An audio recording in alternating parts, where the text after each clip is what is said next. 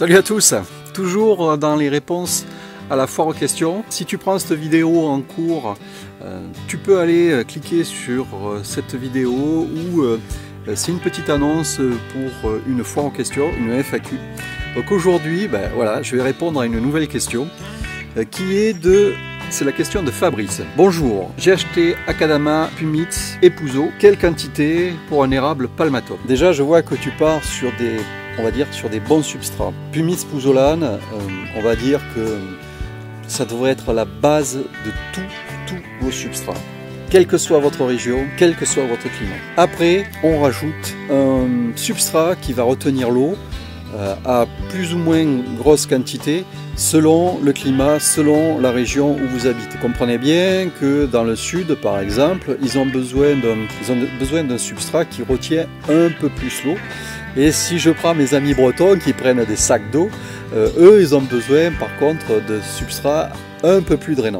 Donc toi, ta question par rapport à Akadama, Pumitz, Puzolan, tu me demandes la proportion. Moi, je vais te dire ce que je fais. Je vais commencer par l'Akadama. Les amateurs d'Akadama, bouchez-vous les oreilles parce que vous n'allez pas aimer ce que je vais vous dire. Je vais peut-être dire que c'est peut-être le pire substrat que l'on puisse utiliser en bonsaï.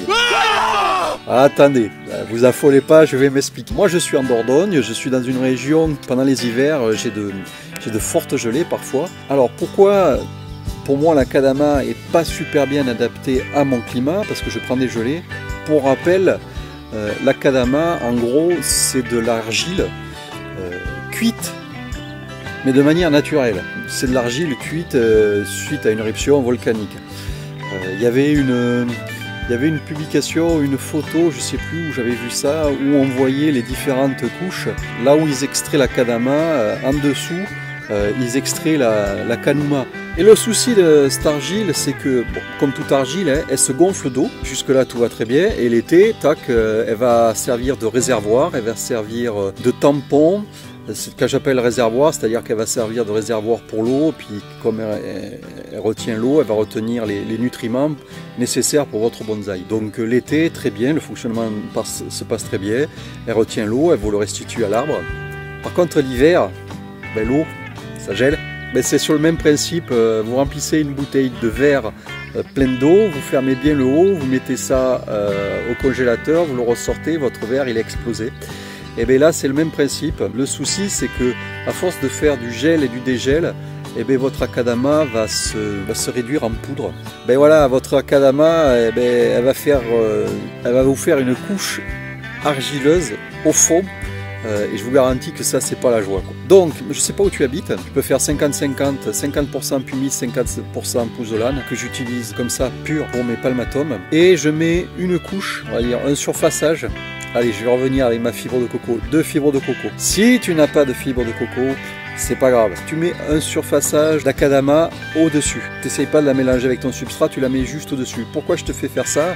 Parce qu'en fait, ce qui va se passer, c'est vrai que ton Akadama, peut-être étant dessus, va se déliter plus rapidement. Vu qu'elle est au-dessus, elle va mettre un certain temps à descendre au fond. Nous, ce qui nous intéresse en bonsaï, c'est d'avoir un maximum de radicelles en surface. Donc le fait que tu aies entre parenthèses, cette réserve d'eau au-dessus va permettre aux radicelles de rester en surface et de pouvoir développer un peu ton ébari. Autre chose importante, je vois que tu es parti sur les bons substrats pour les acères, pour les palmatums. Pourquoi? Parce que ces putains d'érables ne supportent pas l'excès d'eau. On chope toujours des saloperies, des verticillioses, on chope toujours des champignons. Vous voyez des fois cette trace noire là qui monte sur l'écorce et puis arrivé un moment vous grattez puis vous vous rendez compte, merde, il n'y a plus d'écorce, il n'y a plus rien et puis c'est mort et puis... quand c'est juste une petite attaque, ça se passe bien, mais des fois c'est l'arbre entier ou c'est le tour de l'arbre. Et là, en général, l'arbre il ne supporte pas. Tout ça, pourquoi? Parce que c'est un excès d'eau au niveau racinaire. Donc, plus que tout autre arbre, il faut absolument qu'il soit dans du drainant. Donc là, tu pars sur des bons substrats pour éviter ce genre de problématique. Donc Fabrice, écoute, j'espère que cette réponse t'a convenu. Si tu veux un peu plus de renseignements, n'hésite pas à mettre un commentaire. Je vous invite à poser vos questions à la foire aux questions, sur la vidéo foire aux questions si ce n'est pas déjà fait. Bien sûr, mettez-moi un petit pouce, abonnez-vous si ce n'est pas fait. Et puis pensez à mon Tipeee. Je vous dis au revoir, je vais m'arrêter pour cette question. Je reviens très vite vers vous pour répondre à une nouvelle question. Ciao ciao.